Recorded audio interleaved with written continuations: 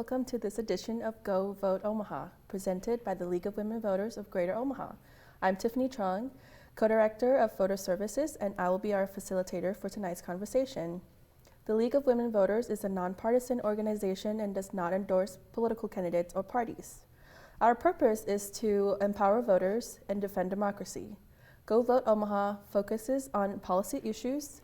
As a result of our discussions, we hope you will be able to make an informed decision during election time.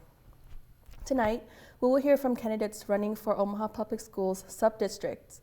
Our objective is for voters to hear about issues and policies directly from the candidates in a nonpartisan environment.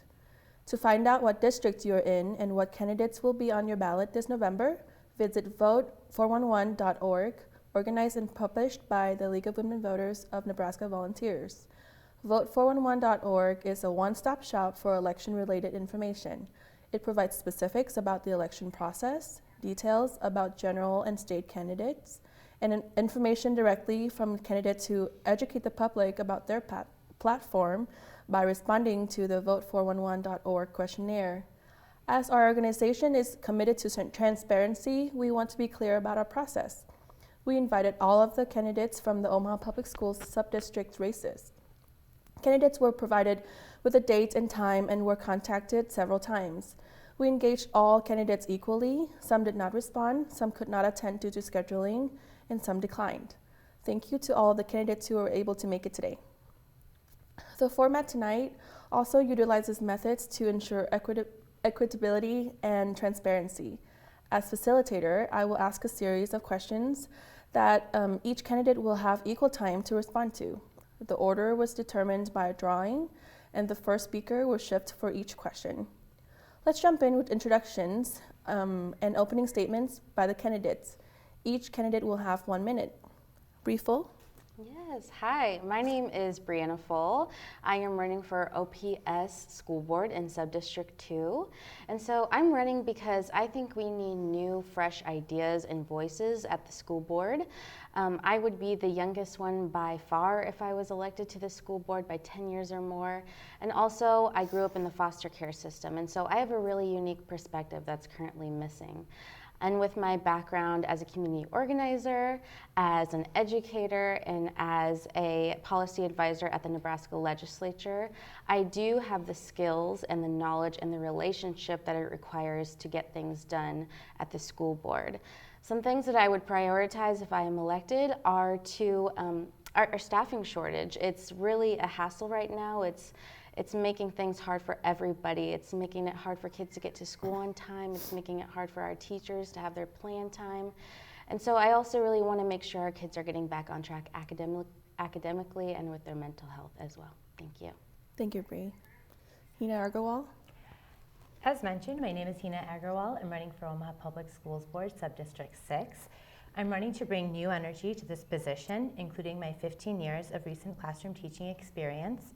It's important to have a board member who is easily accessible to the public via email and who has fresh perspectives and thorough understanding of preparing students for careers in science, technology, education, and math. As I go door to door, people want more transparency and accountability from the district. I have the skills to bring the concerns of my constituents to the attention of the board and district administrators, but also can keep an open and accessible line of communication with all the voters. Thank you, Hina. Carl Satterfield Jr. Thank you for this time. My name is Carl G. Satterfield Jr. I have 8 points that I recommend and feel will benefit children. 1, child should be #1 priority by everyone concerned for receiving a quality education. 2, I believe in education, not indoctrination. Girl-specific activities should be for girls, not for transgender girls. No CRT or sex topics of any kind should be taught to children in grades kindergarten through 4th grade at a minimum. Parents should be able to have their child attend any school of their choice, and the money should follow the child. Good teachers need to be compensated, not bad teachers. Should be a maximum of 18 children per class per teacher, and we need to increase parental involvement in our schools. Thank you very much. Thank you. Now each candidate will have 1 minute to answer the questions. Let's start with Hina. What areas will be your top priorities as a Board of Education member to continue, change, or add to existing OPS policy? Sure. As a former educator, my number one goal is to help retain and recruit new teachers. I think it's really important that all the stakeholders, including the educators, feel respected and appreciated.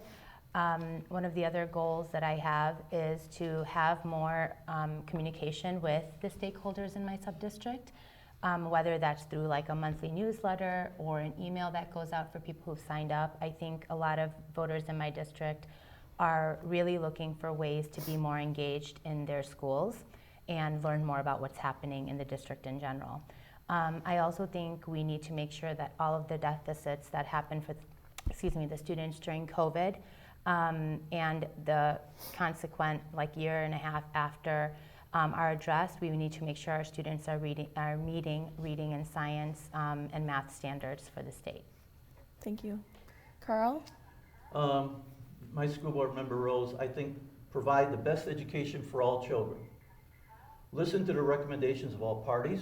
That's parents, educators, children, school board members, especially concerned citizens. Establish goals, both short and long range. Keep evaluating the results and progress and make recommendation changes as needed.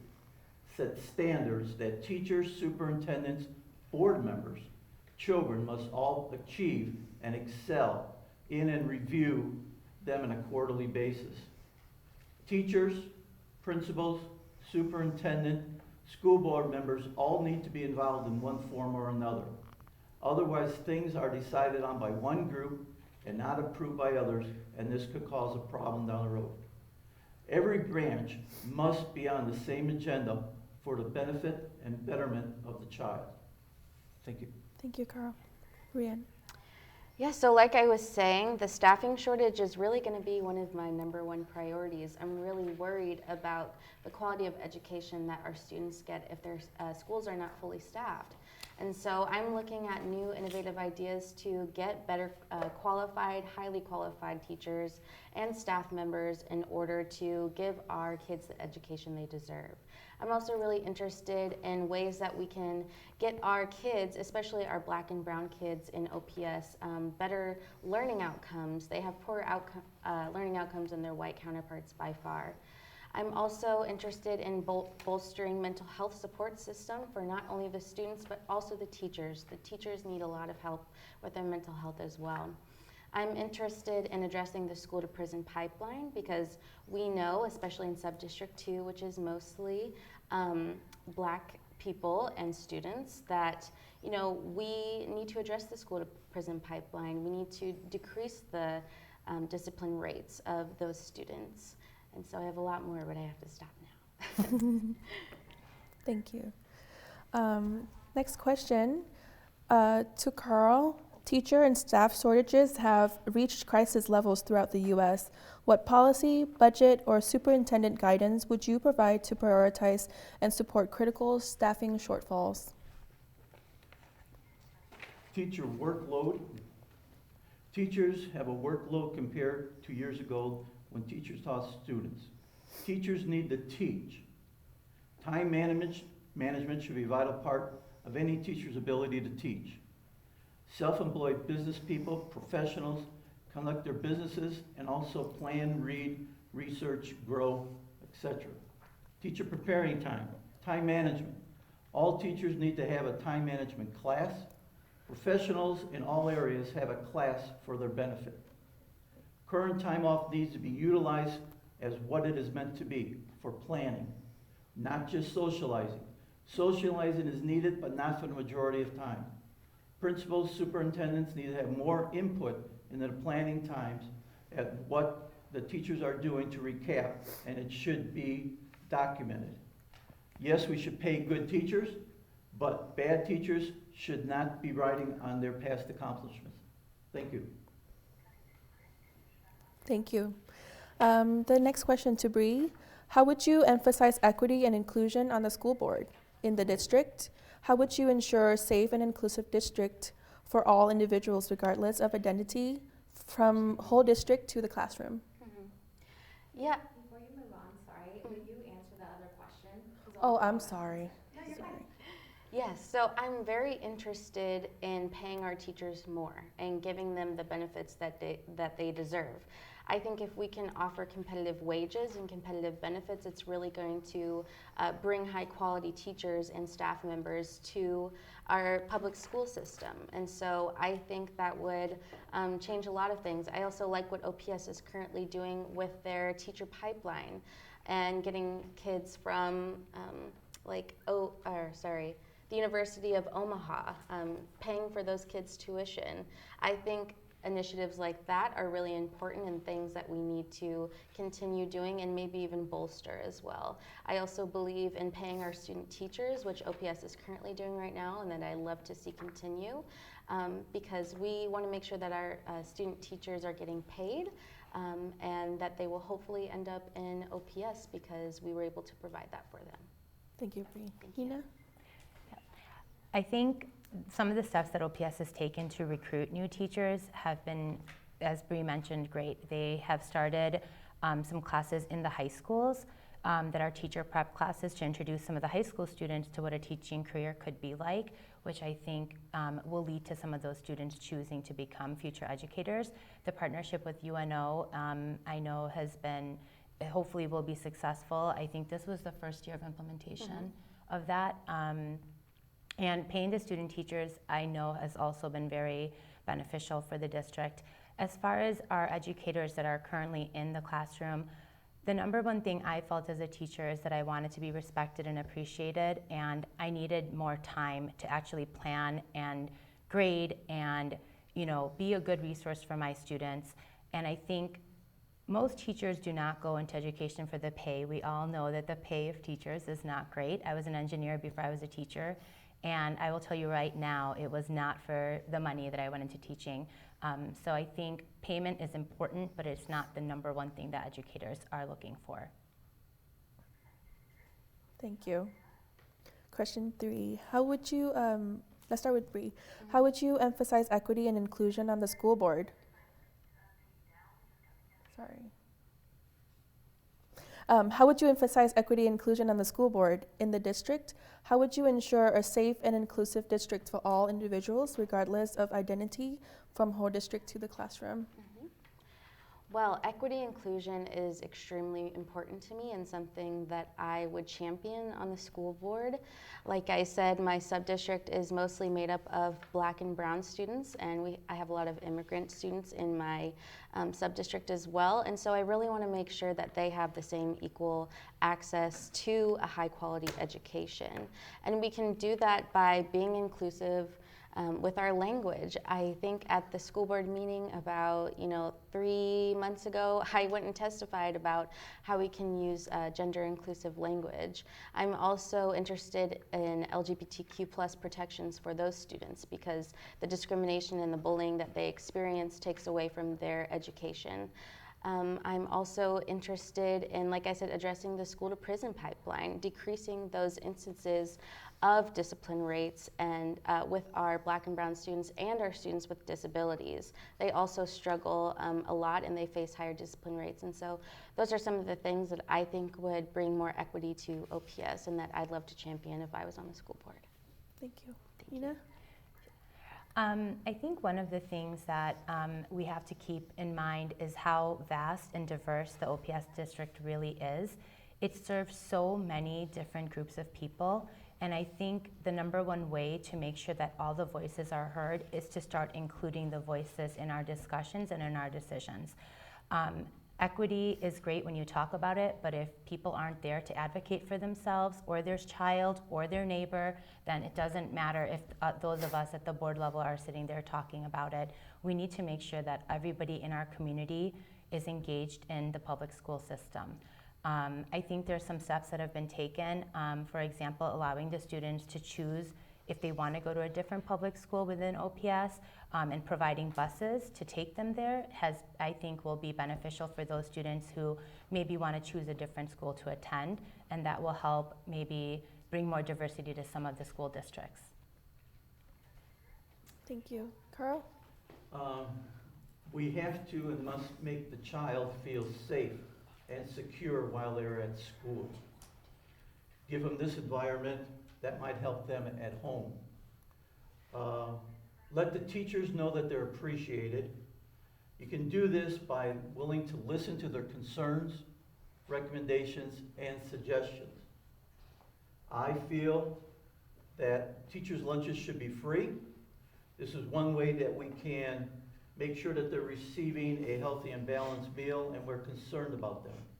Again, I think we need to reward good teachers only, the sliding scale of compensation based on their performance and the performance of the children in the class. I feel that no class size should be over 18.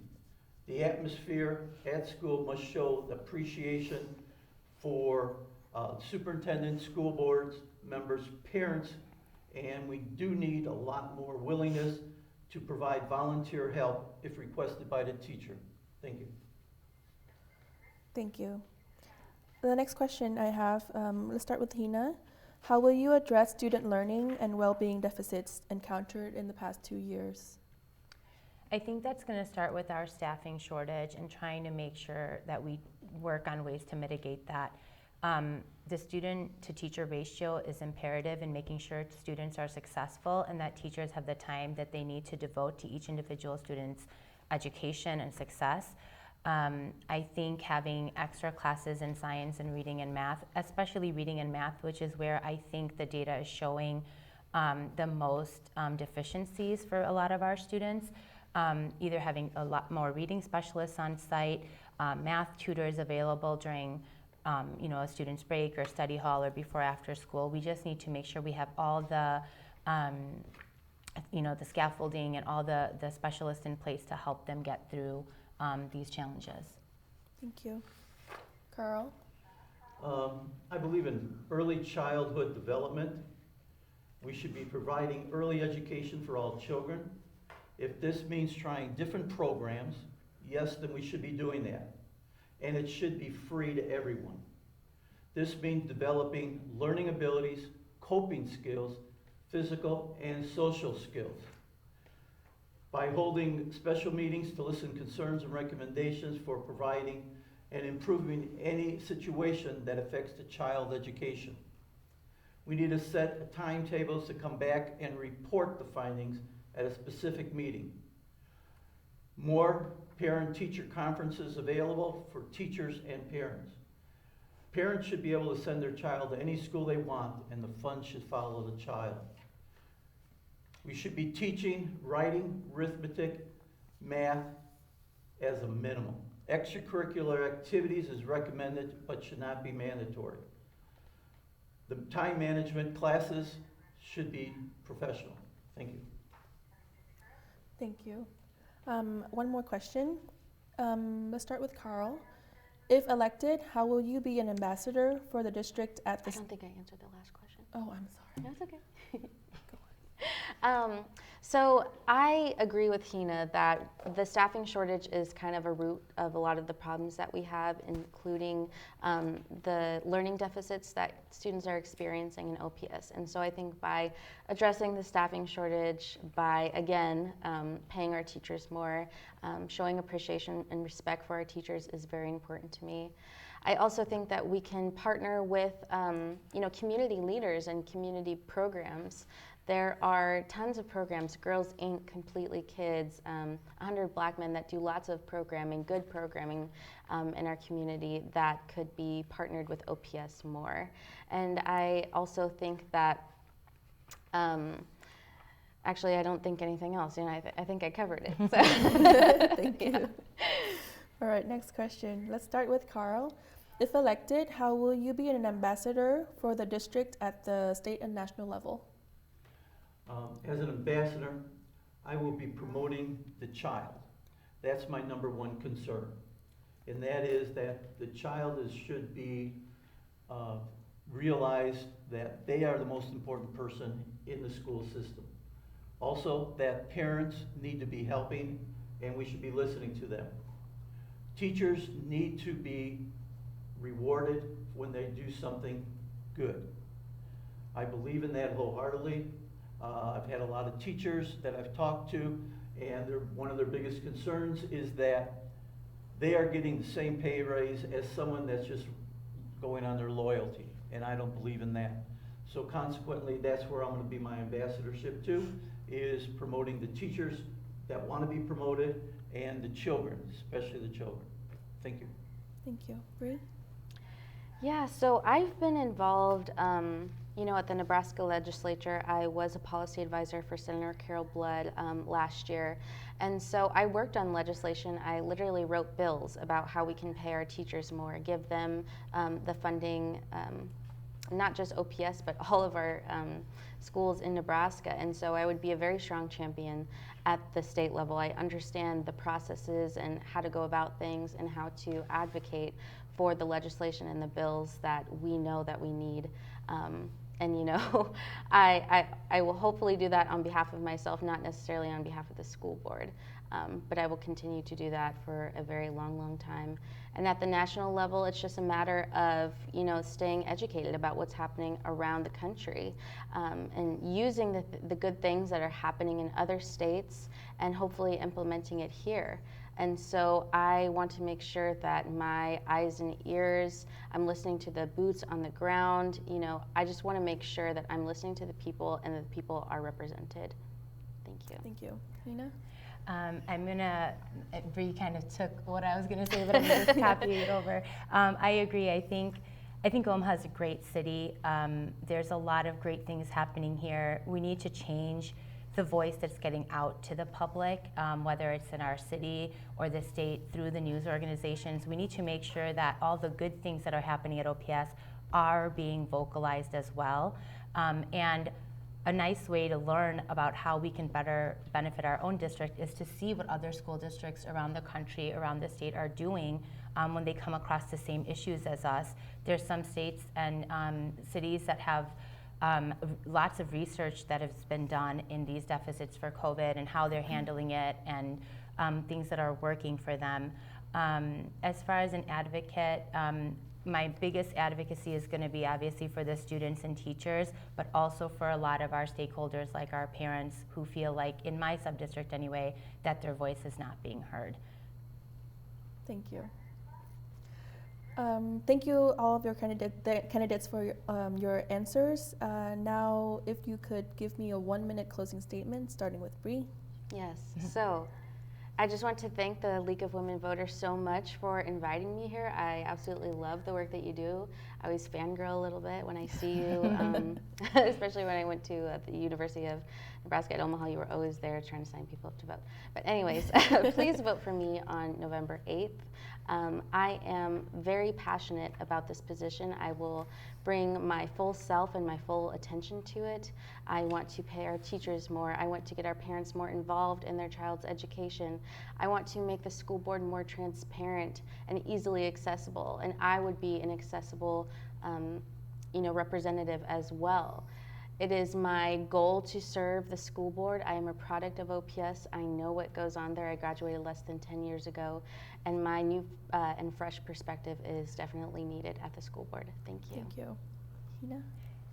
Hina? Yes, thank you to the League of Women Voters and all the volunteers that are here that you guys on the TV can't see, but they've all volunteered their time on an evening to help record and keep time, so we appreciate all of that.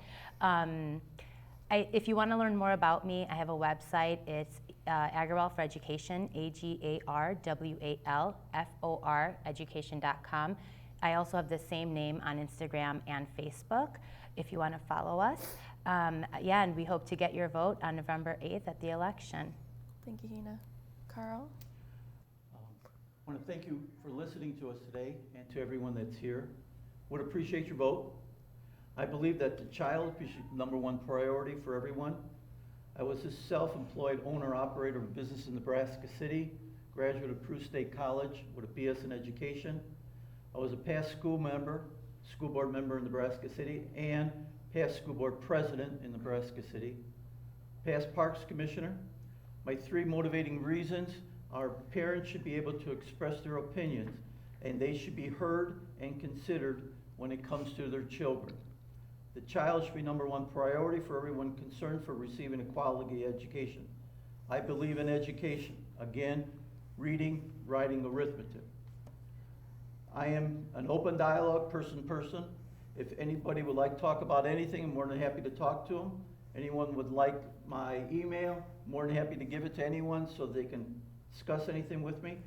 And again, I want to thank especially my wife, married for 52 years. Thank you. Thank you.